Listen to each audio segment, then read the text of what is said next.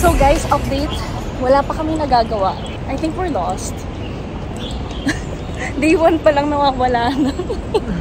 Nandito na kami sa may Central, pero kailangan namin pumunta din sa may Peak Tram because we are gonna go to Monopoly Dreams muna. Pa-uphill kasi kaya medyo nakakapagod. Well, it's a good thing na nag-lunch na tayo, di ba? We're burning daylight. Kailangan makapunta na kami doon. I mean, kailangan at least may isa kaming magawa kasi yung cable car hindi na namin napuntahan. 1 PM na and wala pa rin nagagawa. So right now, dito kami sa may Peak Tram. I think we're just gonna ride that.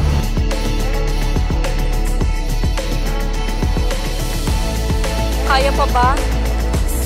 First day pa lang. We made it. Actually, nakikita niyo yung pila.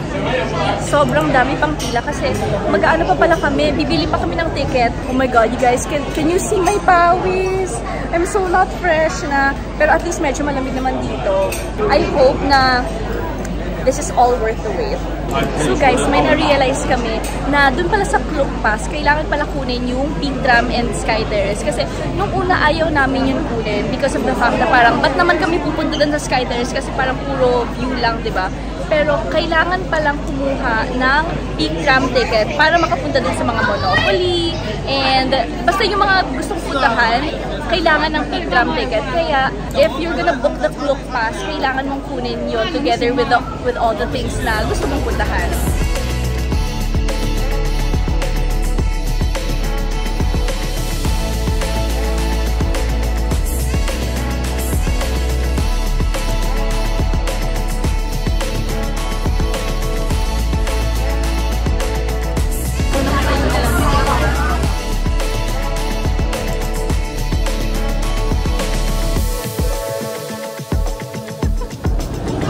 Workout!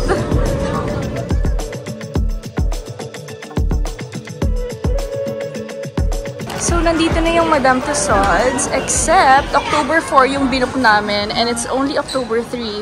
If only I knew na sobrang lapit lang pala nito dun sa Monopoly. Okay, so sabi sa amin, from here, itong Madame Tussauds area, itong sa Peak, yung Monopoly is not here, nasa opposite building. So, yun yung pupuntahan namin ngayon. So guys, we are here. We finally found it. This is the Peak Galleria. And nasa 3rd floor daw yung Monopoly. Pag ito talaga, ay naku, pag ito talaga hindi ganun ka worth it, I swear. Pero, water break muna kasi uhaw na talaga kami. But yeah, we're here!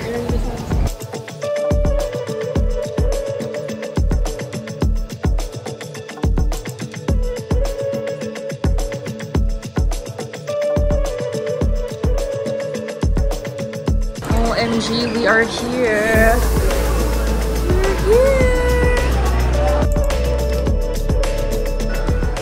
Oh my gosh, ito yung mga elevator sa panaginip ko. Hindi. Ito yung mga elevator sa panaginip ko, yung mga malalaki, tapos biglang nagiging roller coaster. Ganito nga. Ooh.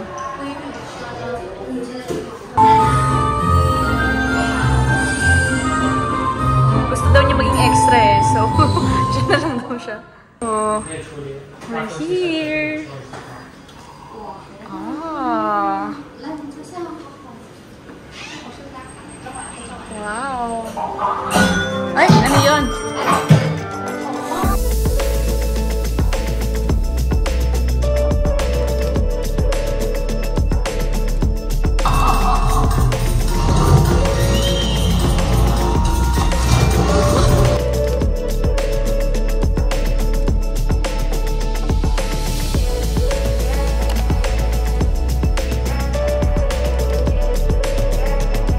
Add some chili. Okay, let's eat. Okay, so ngayon nakapila na ako dito. Pabalik sa Central because we are gonna go to the Nissin Cup Noodles Museum. And kanina akala ko medyo mahaba kasi nakasulat doon 30 minutes yung waiting time. But actually, mabilis naman yung paggalaw namin. So, yan, see? Very fast. Feel ko naman, aabot naman kami. So, yun. Actually, may taxi naman kanina na nag-aabang doon. Pero nung nag-inquire kami, 480 yung gusto niyang i-ano sa amin. Papunta na dun agad sa Nissin Museum. Pero, syempre, 480, that's too much. Ang napakamahal. So, sabi niya, sige, what if ilagay na lang, idala na lang namin kayo dun sa ferry for 300. Tapos, yung ferry ticket is $10. Sabi ko, parang hassle pa, di ba? Kasi magpipila-pila pa. Eh, ito, sige, magpila na lang din. 30 minutes na rin naman yung hihintayin. Same lang din naman kapag mag-take kami ng taxi. And ito, bayad na. So, ito na lang na.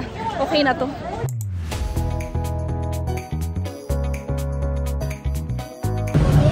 Alam na ba natin kung saan pupunta? Oo, alam na natin. I think magra-ride kami ng bus. Yung A12 bus. Yun yung itatry natin. Never mind guys, nawawala ulit kami. Hindi kami nag-bus. So, magta-taxi na. Okay, it's time to walk. 8 minutes away na lang yung RTM. RTM na lang pala munang pupuntahan namin before the Nissin. Kasi yung RTM, nabook na namin sa Klook. Yung Nissin, hindi pa. So, para hindi masayang, di ba? Okay guys, so ang final decision na ginawa namin is magbubook na lang kami ng Uber. Actually, nagbook na kami ng Uber. Hinihintay na lang namin siya 11 minutes away because I think 6 PM yung final call ng RTM. 5:35 ata kami makakadating doon. But finally, nandito na yung Uber. Taxi din pala yun? Uber taxi. Okay. Oh! Automatic pala yung pintuan. Thank you. Hello. Okay, finally makakapunta na tayo ng RTM.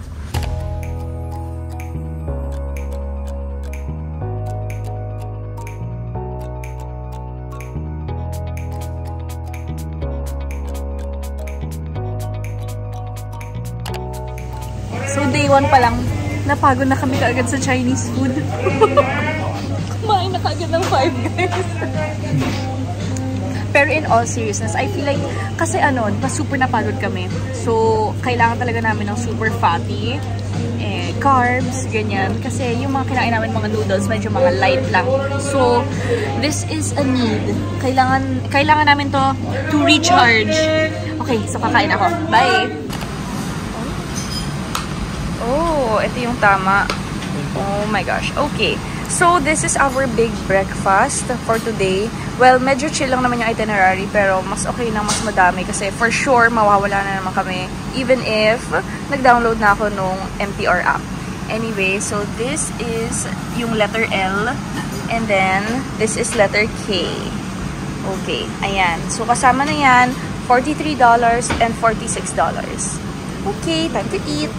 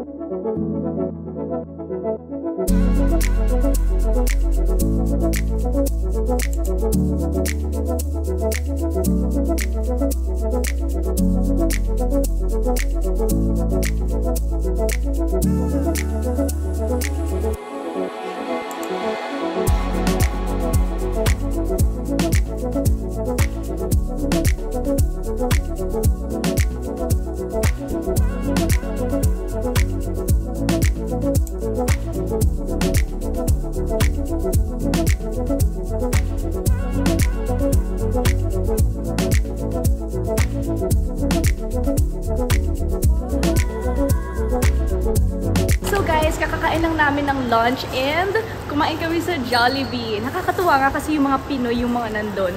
Diba? Hindi na ako nahirapan mag-order na this one, that one, ganyan.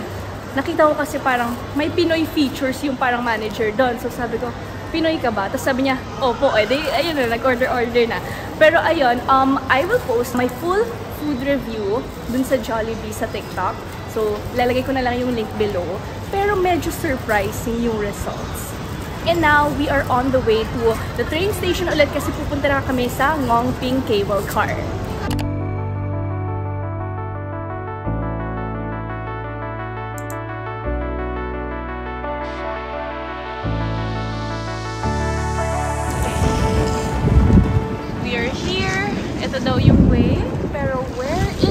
exactly? Ah. Ayun. Saan? Escalator. Oh, dyan. Okay. So, may pila, but because may clock tayo, hindi na tayo kailangan pumila dyan. Hindi na natin kailangan mag-purchase ng ticket because we have it here. Meron na tayong QR code, so all we have to do is go up. See, ang clock talaga para siyang express pass. Ganon, express pass ng mga kung ano-anong activities outside. Charot lang, may pila pa pala. Ito yung regular lane, and this is the clock lane. May pila pa, pero I think ito yung mas mabilis gumalaw. See, gumagalaw kami. And, andyan lang sila. Sorry, wala kayong clock. Oh, gamitin nyo kasi code ko, Justine5, offer 5% off. Ayan, diba? Lapit na tayo. So, without clock pass, iikot pa dyan. Pero kapag may clock pass, dito na diretso. Shortcut, di na kailangan umikot ng ganyan.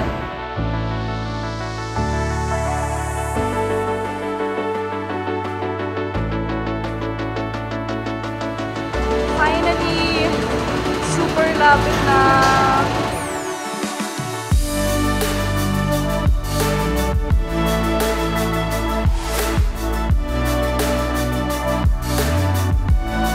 Okay guys, so this is the Ngongpin Village and hinahanap namin ngayon is yung Art of Chocolate kasi bumili na kami.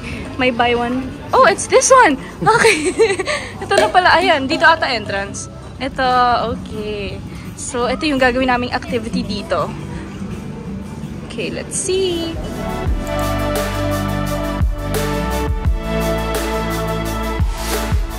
Chocolate tasting. You do not bite. All you have to do is put it in your mouth and let it melt.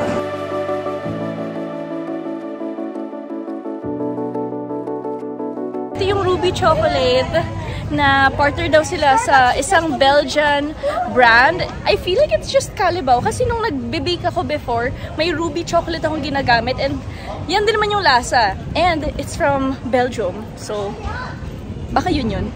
So now, we are going to eat. Ito yung nakita namin, honeymoon dessert. Parang masarap. Kasi ang init to. Perfect.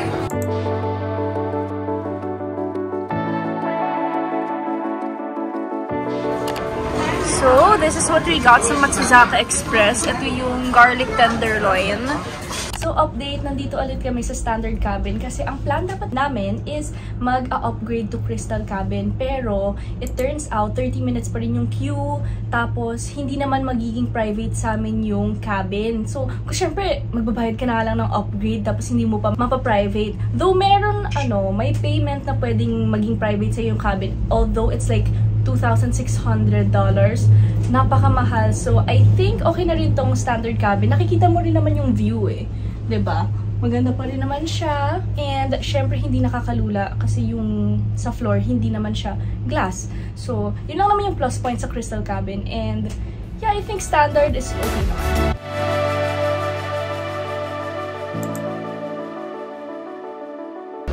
So, kakalabas lang namin ng Central Station and actually, so di ba pumunta na kami dito kahapon pero ngayon ko lang na-appreciate yung ganda ng parang this area, parang park.